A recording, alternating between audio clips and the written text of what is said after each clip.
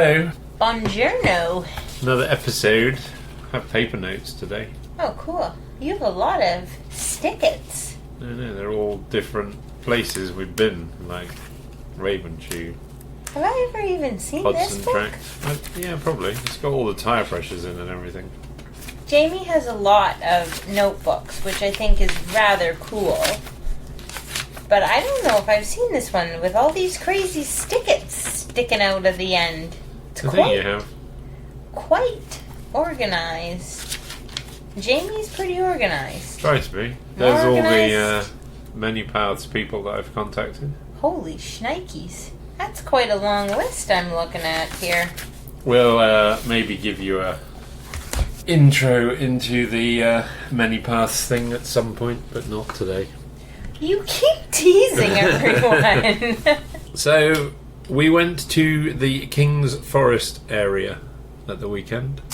I was going to ask you what it was even called, because when I looked, it had about 3 different names. So, explain that to me, Jamie darling. There's 3 different little trail systems, but the one we were in was King's Forest. And we parked at the Felkers Falls car park. So I wasn't crazy in saying that there was about 3 different... Okay. So there is 3 little mountain symbols on trail forks. Right. And why is there not just one big one? Because I think they're all maintained separately. So Felkers Falls, I guess, is I don't even know what you call it, a municipal park. And I think King's Forest is a conservation area, and then I think there's another one which sits under Hamilton and Burlington something or other. So, okay, well, I'm glad I asked this question. But they're all connected, weirdly. I'm glad I asked this question then, because that's a pretty legit answer. So yeah, we parked at a fairly busy parking lot in a housing estate opposite a school, like a kids' playground, not a school playground. And you didn't really look like you were near any mountain bike trails. It literally looked just a little bit bizarre. Well, there wasn't a single other car there with a... bike wreck. Correct. And there was no signs for any trails. No. Not even on the entire duration of anything, which, we'll get to, but out of the car park, yes, you're correct. You would not have thought, based on that parking lot anyways, that you were about to set off on a mountain bike adventure. No, it was slightly bizarre, but you are, and you're right at the top of the escarpment that you look down over. What is that you're looking down over? Burlington? Hamilton? Would it have been Hamilton? Let me just look a hot second.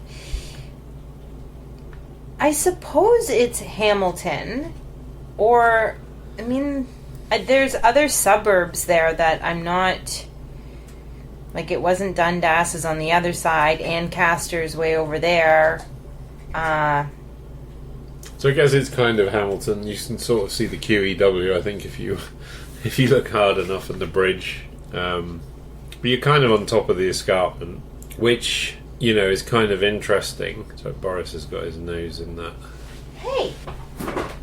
Sorry about that. So there's a tarmac path leads from the Felkers Falls car park. And I guess you're heading kind of north, but if you're in the car park we were in, with the playground in front of you, you turn left. Right, because there was multiple different ways you could have gone, so... okay, left. And you have to kind of look, because there's trails, there's a tarmac trail, like a pavement trail, and then you have to look because there's little trails run off to the left and right.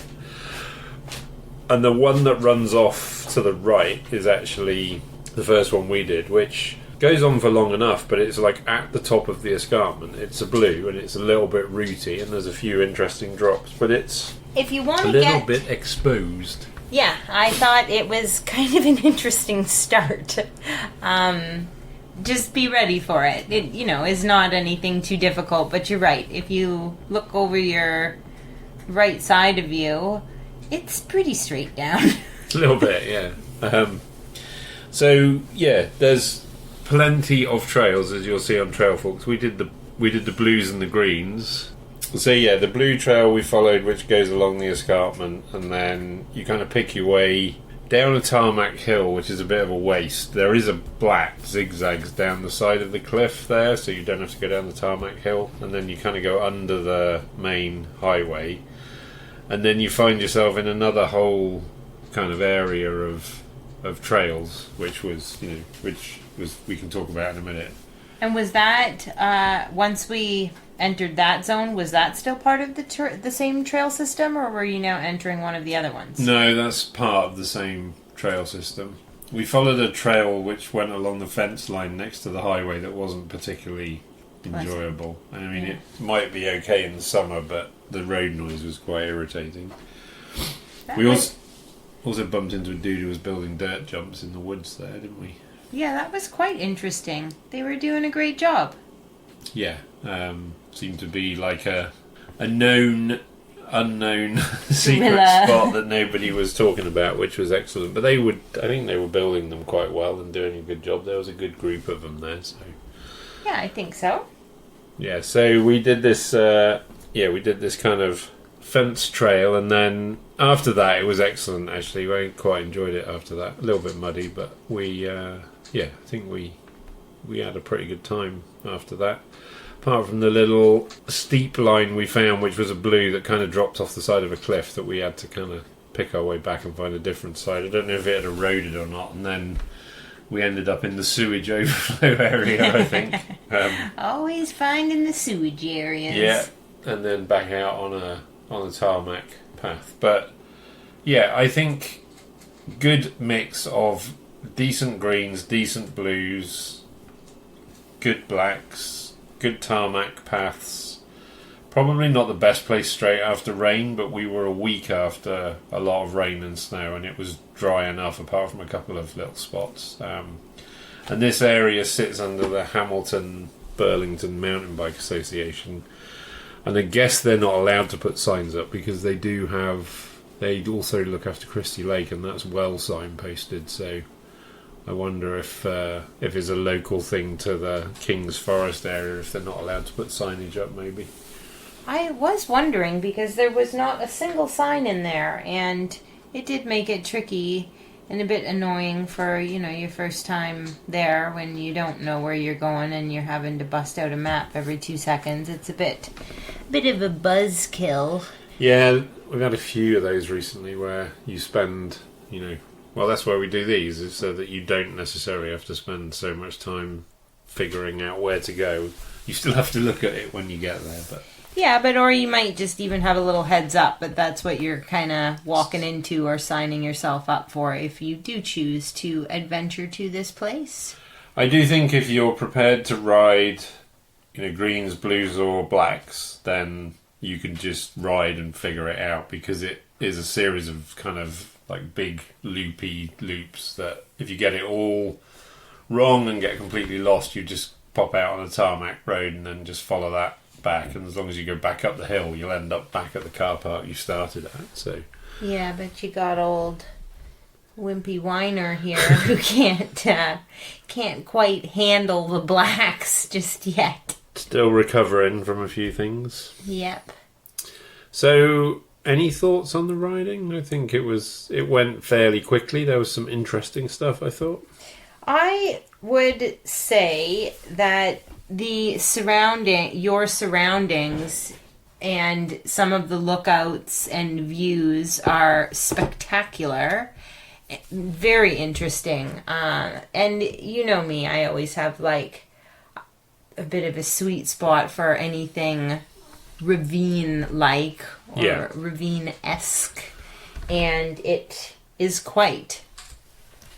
There's a lot of ravine type. Yeah, I would agree. Dips. And just some beautiful views and beautiful mix of trees, but definitely those hills and those slopes with those, huge trees down, but quite open at the same time. Yeah, well planted, isn't it, I think, and managed probably. Yeah, it's not super dense, although it's winter right now and everything, there's no leaves and everything's quite sparse. I'm sure looks much different in the summertime, but in the winter it's it looks quite open and like large and magnificent. Yeah. Does that make sense? I could see that. I think for me, I was amazed at how quiet it was when... I mean, you had the highway noise, and there was quite a lot of people, but you still get on the mountain bike trails, you didn't really see anybody, and a lot of those trails were quite close to residential areas. But yeah, it was well managed and well designed. I would imagine on a busy summer Saturday it might be a bit annoying, but who knows? There was a lot of people out. There was a ton of people. There was a ton of people walking and enjoying, recreating in that way, because it was such a beautiful, warm, sunny day, like extremely unusual for February. 12 degrees. Yeah. So there were, in fact, quite a lot of people out, but hardly anyone on bikes or mountain bikes. No, a few. Sure. One or two, I think, but... I have to say, though, that the noise in the sound of the road and highway did bother me, though. Not to be Debbie Downer here. It always does bother you, though. But it does kind of harsh my mellow a little bit. Yeah, whereas if the trails are good, I can live with it. But, I mean, the one by the side of the road, not so much. But the other trails, I can cope with the low hum as long as the riding's good. Certainly not to say, it was, put a huge damper on the experience, but I do love it when it's just us out in the middle of nowhere and dead silent. It's the helicopters that annoy me. I know what they do. Yeah, they really bet on my nerves. And I don't mind them as much as the cars annoy me more. Yeah. Anyway... Too many police action films in the past, maybe, or whatever it is, live police chases in England. There used to be a programme just about helicopters chasing people, doing things. And did you watch it a lot? I must have at some point, probably when I was at university or something, but it sticks in my mind, and it was always rubbish footage because it was the infrared green camera. Anyway, just as a side note. What, do you remember what the show was called? Police camera action or something. I feel like you need to put a link for that in case anybody wants. If anybody's listening to this in England, they'll know exactly what I'm talking about. And if you're not, you're probably never going to know. Although it's probably on YouTube somewhere. Someone recorded it. I feel like we need to watch an episode now. Yeah, they always call them. They'll be like the bloke on the radio going, "No, go left, go left. Criminal going right." And sounds like you on a mountain bike when I'm leading. Go left, as I just blow right on past everything. So what on the edibles then? Well, we did find a new mushroom, one that we had never identified before, and it has a cool name. Are you ready for this? Mm-hmm. Snowbank Fairy Helmet. I think that's an excellent name for a mushroom. I think that could be the name of a racehorse, couldn't it? Snowbank Fairy Helmet. Come, Snowbank Fairy Helmet. Also known as Fuzzyfoots. So, the conclusion is, might be edible. Possible. Could be. Maybe. Take responsibility yourself. So, on this note, they are, they're poor quality, thin-fleshed, and not very sustainable. However, that's all the negatives, guys. The positive is that they're not poisonous. So, not going to kill you, not going to hurt you. So, if you really feel like frying some up, have a feeling we'll be trying them in soup at some point during the winter. Yeah, when I haven't found something for a while, for sure. It may be worth a little fry up and see. Just see. Because there's some things that we do like that other people say aren't great. So. Yeah, not choice, and then we like them quite a lot. And I do think if you cook something for 7 hours in the saucepan as a, like casserole or something, it'd probably be alright. I'm not advocating you run out and go and do this, by the way. We'll probably give it a try and see what's what. Well, at some point we'll have a play with them, but that wasn't the day. We had other business. Other fish to fry. Well, so they are not poisonous. However, yes, not the most substantial mushrooms. They're pretty little. So we found a rather large cluster on a well-rotting stump. And I do believe that they like to come out after a snow melt, which was pretty much just the case. So, as I said, we found quite a large cluster, but I think that they can grow singly or in a small cluster. As I said, they are quite small. The caps are probably about 1 to 3 centimeters across. They are convex, and they could be brown to grayish brown or bluish gray. They were pretty smooth and moist with a little radial striation at the edge. Quite cute on the cute scale. These mushrooms have gills. They have a very slender, straight, or could be curved stem, which is hollow. And the lower portion is covered in white woolly hairs, and hence their other name, the fuzzyfoots. So apparently they have a bit of a yeast-like odor, and again, the edibility is unknown, but they do have a white spore print if you should find some and collect any. So that is the Snowbank Fairy Helmet in a nutshell. How's that to add to the name? I think they're probably worth taking a photograph of as well. Like that cluster you found, they looked nice on the side of the stump there with the right light. We shall put one in the thumbnail. Yeah. Because I took many photos. Because they were quite cool looking. It is like a little pile of helmets. With fuzzy feet. Sounds like little soldiers walking along. They kind of look like it.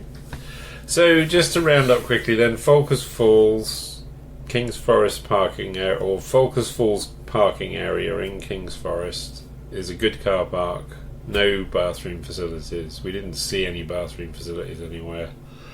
No facilities full stop, actually, like no cafe or anything, but there are a number of car parks and we only stopped in one. We didn't see a couple of others and there wasn't any facilities there either, but you are pretty close to a urban area should you need anything.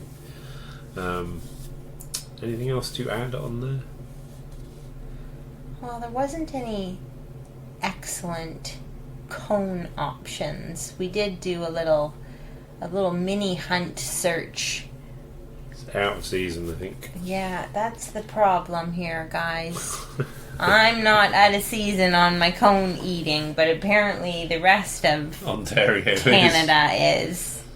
Yeah, probably all of Canada. They really make it hard for me in the month of February, I'm telling you. Yeah, unless you want to go to I don't know, whichever one stays open all year. Anything else to say? Well, there's always one more thing to say. Get lost.